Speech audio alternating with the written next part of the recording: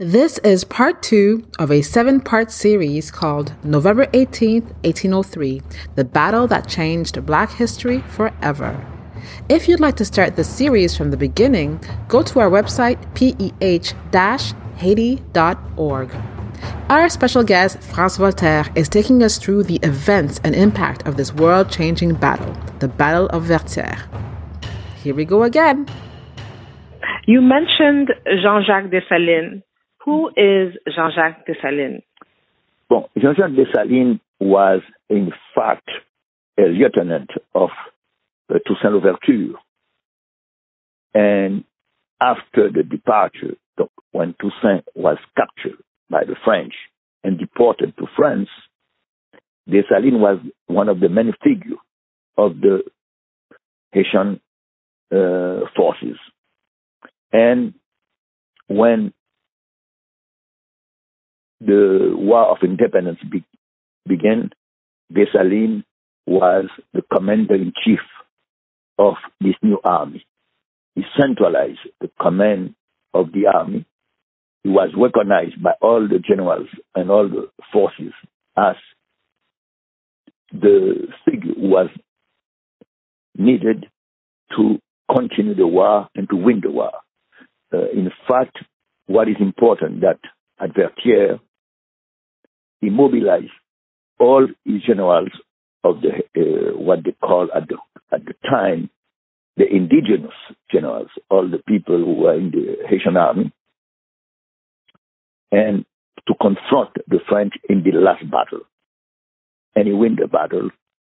And so after that, the French has no other possibility than to surrender and to leave the country. Okay. Who else played a major role in the Battle of Vertières? Oh, I think one of the major roles was made by Capois-Lamort, who was one of the generals. He has this, in fact, he has to take by La Butte Charrière, who was a small mount who defends the entry of the Cape Haitian. And he made us prowess as a general, admired even by the French.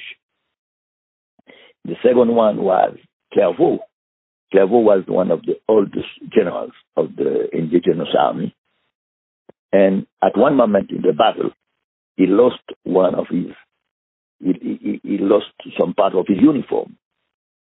And he was the general, and at the time, Dessalines just said, Clairvaux, you are the commander of my generals. This was the two main figures during the battle. Other figure also was Gabar, was a general also, and Christophe. And so, during the battle, most of the generals were present at the battle. It was, for Dessalines, a very important moment where they have to show the unity of the indigenous army, because he knows that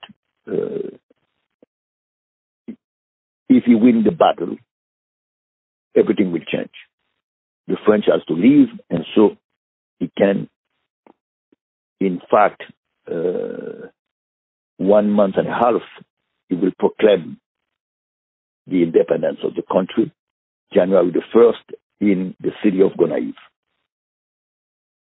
Were these men, Clairvaux, Capois, Louverture, Dessalines, were these men slaves before the Battle of Vertières? No, because slavery was abolished. In fact, by the slaves themselves, in 1791, during the uprising of the slaves in the north. But from 1791 to 1793, they tried to establish slavery in territories controlled by Spain and by England, because white planters negotiated with England and with Spain to maintain slavery. But in fact, in 1793, the French commissars, Sontonax and Bolverel, was sent to Saint-Domingue by the French government. In fact, they don't have a lot of support, and so they have to ask the slaves who were in fact free in the northern plain and in some part of the country. Also, they asked the support of the free blacks of color and mulattoes to support them. And in fact, in 1793, they proclaimed the abolition of slavery. Legally, this abolition was confirmed by the French government, the convention, in 1794. In fact, from 1794, there were no more slaves in the French territory of Saint-Domingue. But the military expedition organized by Napoleon, was organized to reestablish slavery in the colonies. In fact, there were two expeditions, one to Guadeloupe, with Richepens as a commander, and the other one by General Leclerc, who was married to Napoleon's sister, Pauline.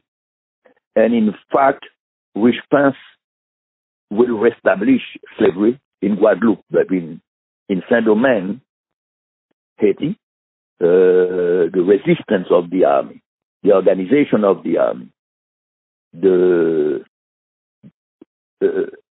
limit this possibility. And in fact,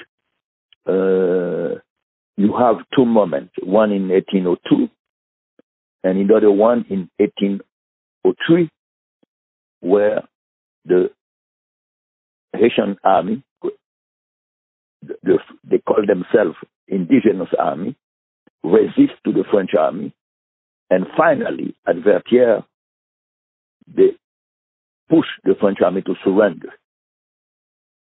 But in fact, Clairvaux was not a slave before the revolution. Clairvaux was a free black. He was a mulatto who was a free man. Dessalines was a slave, but it was also Capois-Lamour were slaves. But Christophe was not a slave at the moment of the war. Christophe was he has a small guest house in the town of Cap-Haïtien. He was a free black. Okay, so this is the end of part 2 of the 7-part series, and I hope that you discovered something new today. Come back tomorrow for part 3. This series is produced by Perspective Entraide Humanitaire, or PEH, which is a Toronto-based non-profit charity focused on building a brighter future through education.